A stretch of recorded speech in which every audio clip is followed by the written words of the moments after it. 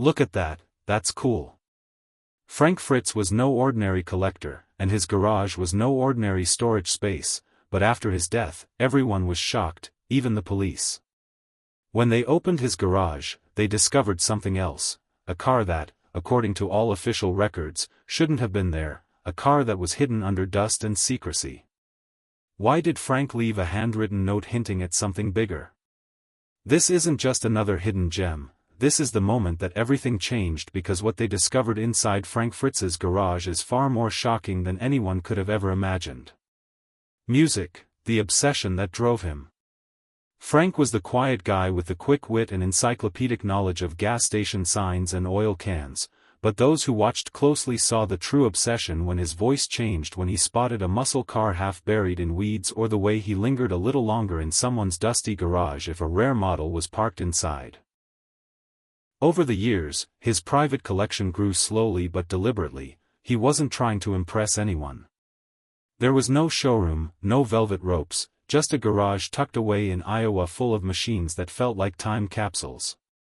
A 1956 Chevrolet Bear, with its clean lines and tail fins, was one of the cars that he always admired.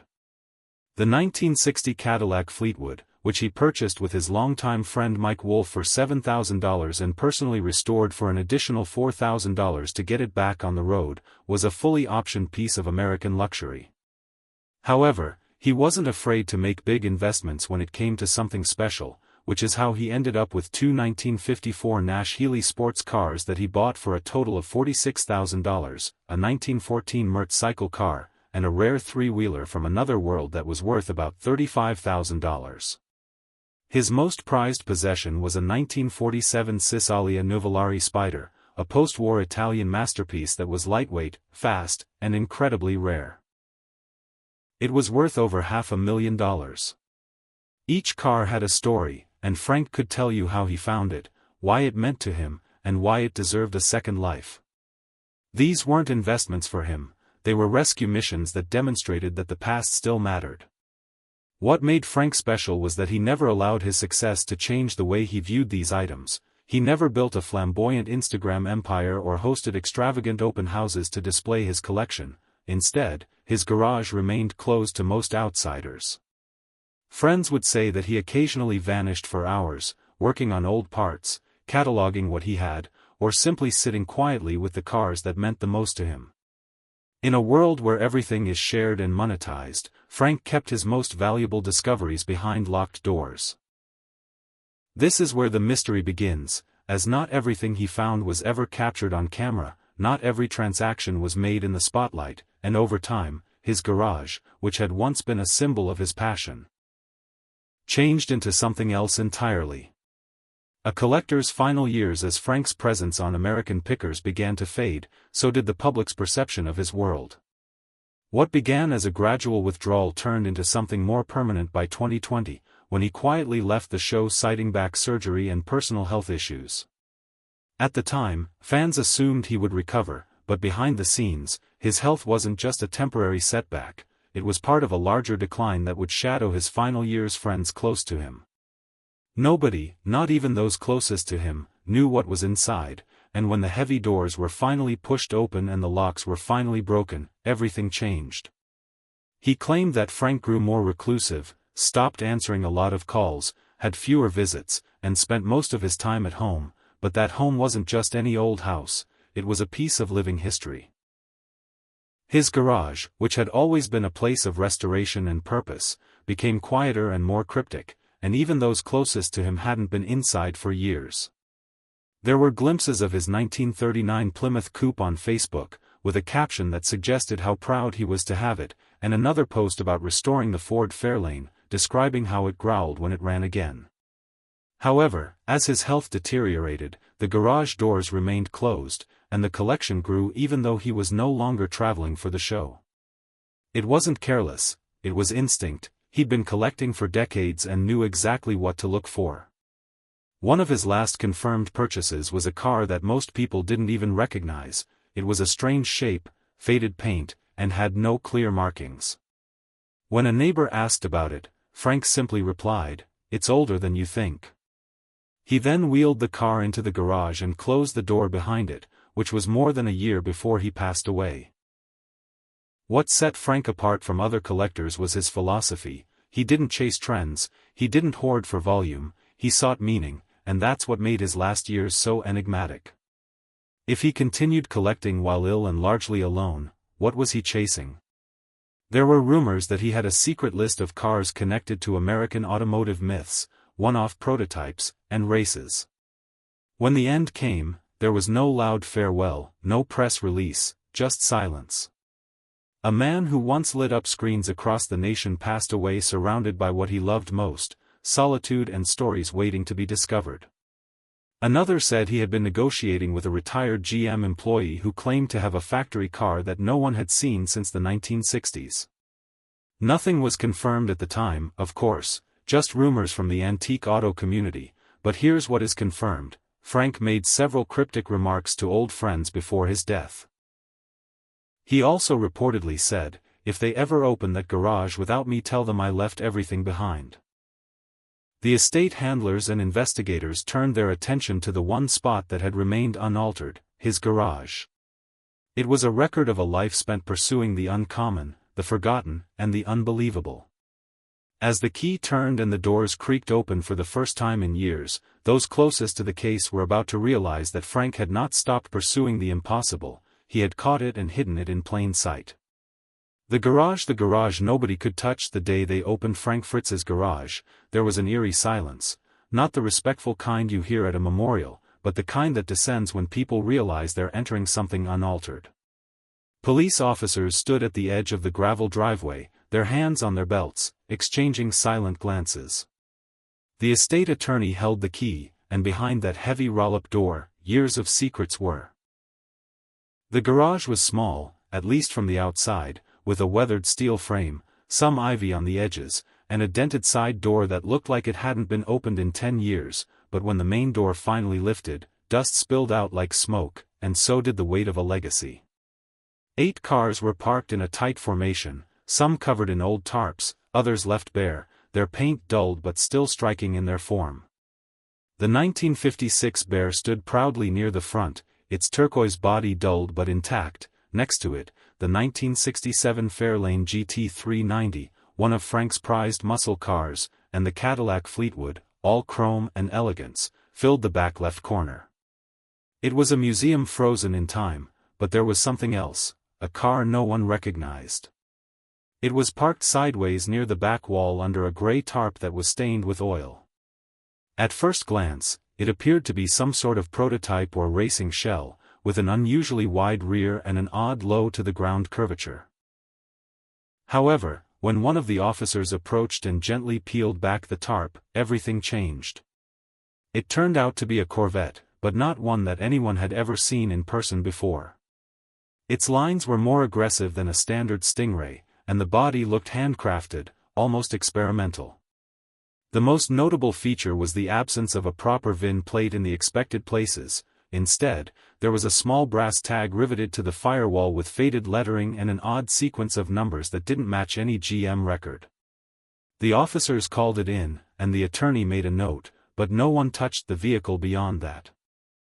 Something didn't feel right on the inside wall of the garage. Barely visible under years of grime was a handwritten note taped just above the workbench. The paper had yellowed and the ink had bled in places, but the message was still readable. "I left behind everything there, Frank." It didn't say what everything meant, but it felt deliberate, like a final clue, like he wanted someone to find it later. A local mechanic brought in to assess the vehicles would say the unknown Corvette wasn't supposed to exist, that it looked like a 1963 Grand Sport but with inconsistencies that didn't add up. Only 5 were officially produced, all accounted for, yet here was one more or something like it, and Frank, for reasons he never explained, had kept it buried under a tarp in the back of his private sanctuary. People started asking questions. How did he get it? Where did it come from? And why hadn't he told anyone? The garage that no one could touch had just given up its first secret, but it wouldn't be the last. Because what? When the garage door finally groaned open and the dust started to settle, no one expected anything out of the ordinary.